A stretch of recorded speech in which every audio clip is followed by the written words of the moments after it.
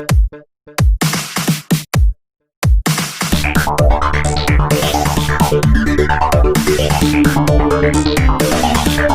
Dear students, welcome to the physics frame. आज हम class 12th का नेक्स्ट टॉपिक जिसका नाम है इक्विपोटेंशियल सरफेसेस, इसे डिस्कस करेंगे। तो आइए चलिए स्टार्ट करते हैं। देखिए, नाम स्पेसिफाई कर रहा है वो सभी सरफेसेस जिसके हर एक पॉइंट्स पर पोटेंशियल की वैल्यू इक्वल हो, वो क्या कहलाते हैं? इक्विपोटेंशियल सरफेसेस कहलाते हैं। सो क्या लिखेंगे? Those surfaces on which electric potential at each and every point is same are called equipotential surfaces। ठीक है, जैसे एक सिंगल चार्ज Q के लिए पोटेंशियल की वैल्यू क्या होती है? KQ डिवाइडेड बाय R, या फिर इसको आप ऐसे कह सकते हैं Q डिवाइडेड बाय 4πε0R। यहां पर Q डिवाइडेड बाय 4πε0 तो एक कांस्टेंट है। तो पोटेंशियल कैसे वेरी कर रहा है? पोटेंशियल वेरी कर रहा है inversely proportional to distance. Distance किस किस के बीच का? चार्ज Q से लेकर के पॉइंट P, जहां पर आपने क्या फाइंड आउट करना होता है? इलेक्ट्रिक पोटेंशियल फाइंड आउट करना होता है। ये जो दूरी होती है ये R होती है। तो ऐसे बहुत सारे पॉइंट्स हैं जो इस चार्ज से R डिस्टेंस दूरी पर हो सकते हैं। ठीक है, ये भी R डिस्टेंस दूरी पर है, ये भी R पर। ठीक है, ये सभी पॉइंट्स जो हैं R डिस्टेंस दूरी पर हैं इस चार्ज से। अगर आप इन सब पॉइंट्स को कनेक्ट करेंगे तो आपको एक इमेजिनरी सरफेस मिलेगा। ये क्या है? एक इमेजिनरी सरफेस है। This is imaginary surface. ठीक है,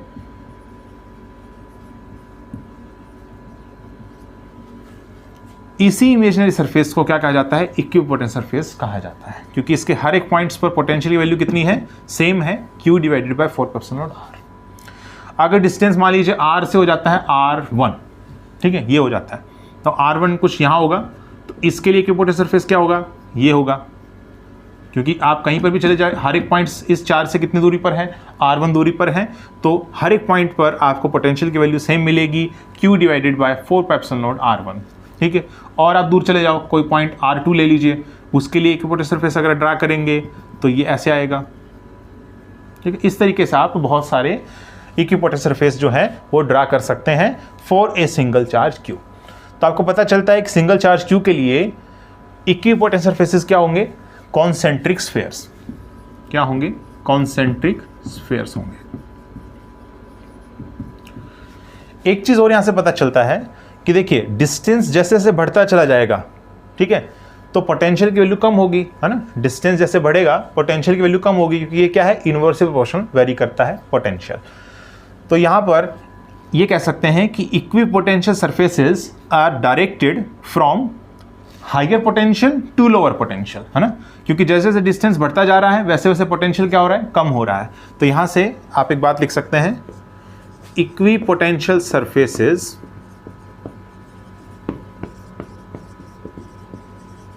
are always directed from higher to lower potential। ठीक है, तो जैसा हमने देखा कि पॉइंट चार्ज के लिए इक्विपोटेंशियल सरफेसेस क्या होंगे? कॉन्सेंट्रिक स्फीयर्स होंगे। ठीक है, अब आप क्या कीजिए, इस चार्ज Q को यूनिफॉर्मली डिस्ट्रीब्यूट कीजिए अलोंग ए लाइन। ठीक है, जैसे मान लीजिए एक वायर है, आपने क्या किया? इस चार्ज Q को इस पर यूनिफॉर्मली डिस्ट्रीब्यूट कर दिया। ठीक है, इस तरीके से। तो आप बताइए इक्विपोटेंशियल सरफेसेस कैसे होंगे?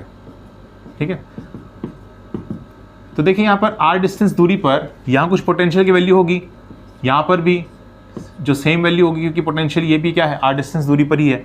ठीक है, तो ऐसे बहुत सारे आपको पॉइंट्स मिल सकते हैं। बाय सिमेट्री इधर की डायरेक्शन में भी आपको ऐसे पॉइंट्स मिलेंगे जहां पर पोटेंशियल की वैल्यू सेम रहेंगी। ठीक है, अब आप क्या कीजिए, इन सब पॉइंट्स को आप कनेक्ट कर दीजिए। इन सब पॉइंट्स को कीजिए कनेक्ट कर दीजिए। इस तरीके से हमने कनेक्ट कर दिया, तो क्या मिला आपको? एक सिलेंडर मिला। ठीक है, इक्विपोटेंशियल सरफेसेस क्या हुआ है इस केस में? कॉन्सेंट्रिक सिलेंडर्स हुआ, है ना। ऐसे बहुत सारे सिलेंडर्स हो सकते हैं, क्योंकि ये तो मैंने r डिस्टेंस दूरी पर माना है, r1 डिस्टेंस दूरी पर मानेंगे, ठीक है, तो फिर वहां पर भी एक सिलेंडर फॉर्म होगा, है ना। यहां पर इस टाइप से एक और सिलेंडर फॉर्म होगा, इस टाइप से, जिसके हर एक पॉइंट पर आपको इलेक्ट्रिक पोटेंशियल की वैल्यू क्या मिलेगी, सेम मिलेगी। ऐसे ही r2 डिस्टेंस मान लीजिए, यहां से r2 डिस्टेंस दूरी पर यहां पर भी आपको जो है एक और सिलेंडर मिल जाएगा, जिसके हर एक पॉइंट पर, इसके सरफेस के हर एक पॉइंट पर आपको पोटेंशियल की वैल्यू क्या मिलेगी, सेम मिलेगी। तो लीनियर चार्ज डिस्ट्रीब्यूशन के लिए इक्विपोटेंट सरफेसेस क्या होंगे, कॉन्सेंट्रिक सिलेंडर्स होंगे, कॉन्सेंट्रिक सिलेंडर्स होंगे। अब बात करते हैं कि इक्विपोटेंशियल सरफेसेस की क्या प्रॉपर्टीज होती हैं। So properties of equipotential surfaces.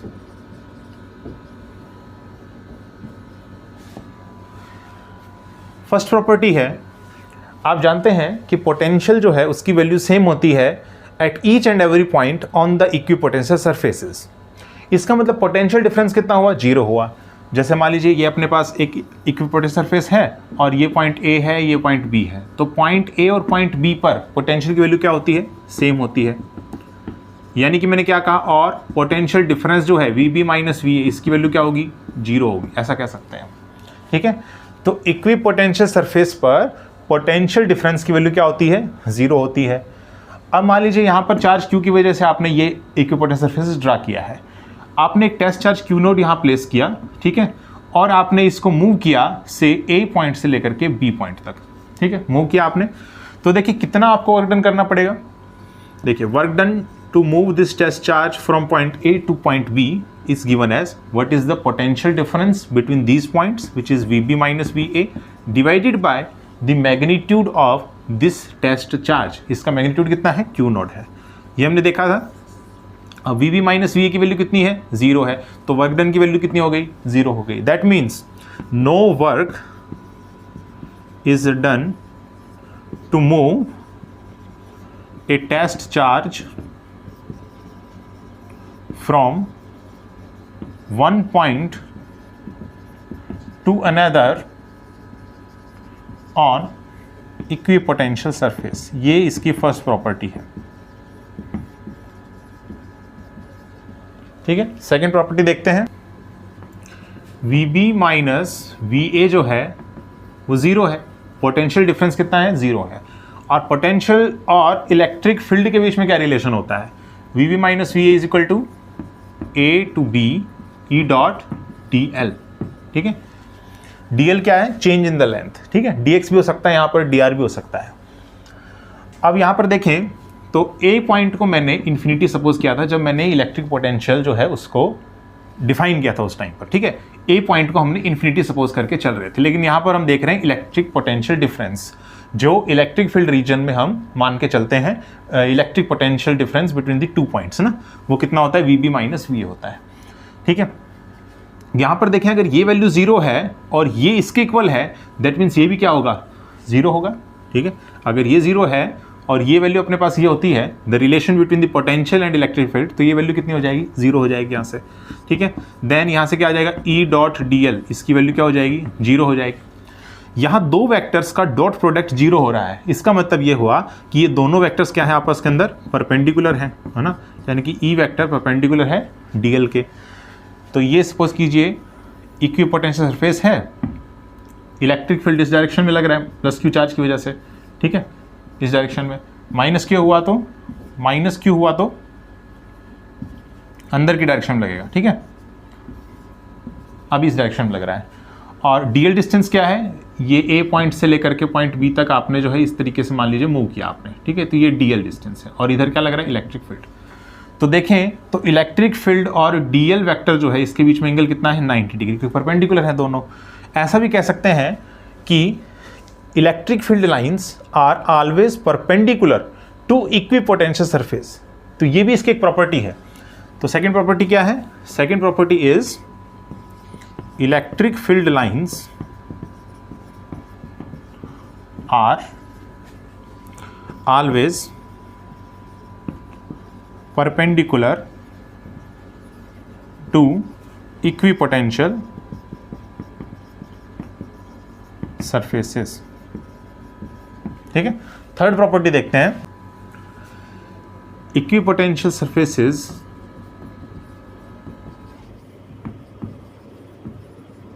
Never intersect each other.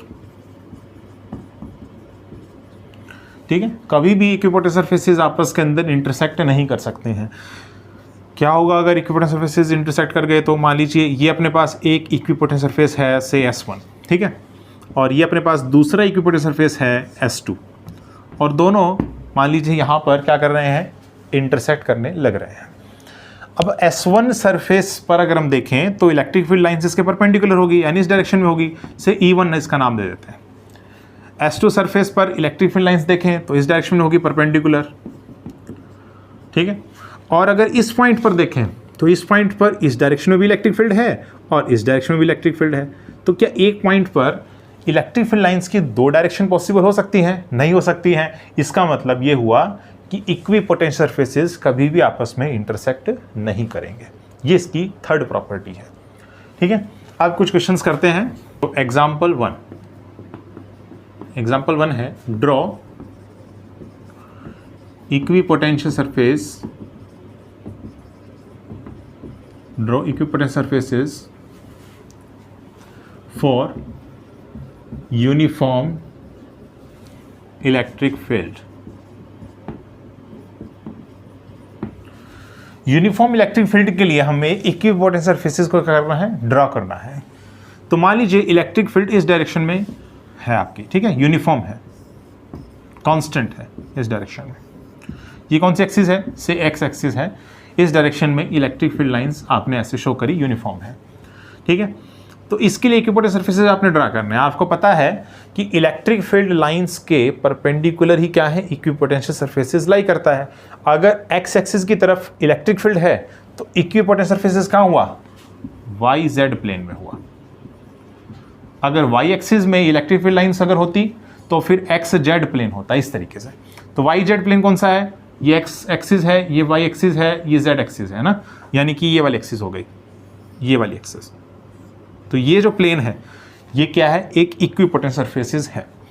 इस तरीके से और भी आप ड्रा कर सकते हैं। ठीक, बहुत सारे इक्विपोटेंशियल सरफेसेस आप जो है ड्रॉ कर सकते हैं इस तरीके से। अब देखते हैं second example, example number 2, draw equipotential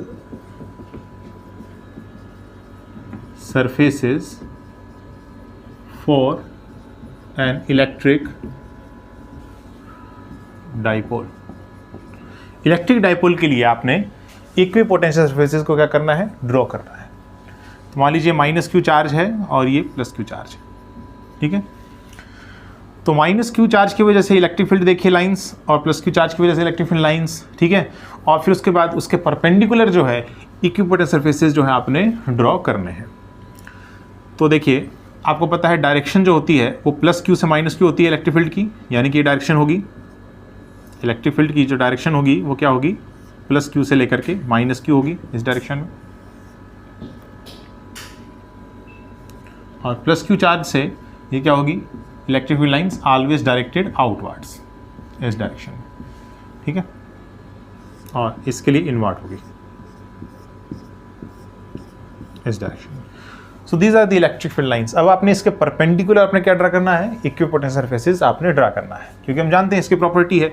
तो देखिए यहाँ पर ये तो एक लाइन है ना, यहाँ पर इन पॉइंट्स पर अगर आपने ड्रॉ करना है तो इक्विपोटेंशियल सरफेस क्या होगा, एक स्ट्रेट लाइन होगी। ठीक है, यहाँ पर देखें तो ये कर्व लाइन है, तो कर्व लाइन है, इलेक्ट्रिक फील्ड लाइन्स अगर कर्व्ड है तो इक्विपोटेंशियल सरफेस भी क्या होगा, कर्व ही होगा इस तरीके से। ठीक है, इस तरीके से यहाँ पर भी कर्व होगा, यहाँ पर भी कर्व, इस तरीके से। चार्ज के लिए अगर देखें तो सिंगल चार्ज के लिए जो है हम जानते हैं इक्विपोटेंशियल सरफेसेस क्या होते हैं, कॉन्सेंट्रिक स्फीयर्स होते हैं। क्या होते हैं, कॉन्सेंट्रिक स्फीयर्स। तो हमने ड्रा कर देते हैं कॉन्सेंट्रिक स्फीयर्स। इस तरीके से आपने कॉन्सेंट्रिक स्फीयर्स जो है वो ड्रा कर लेने हैं।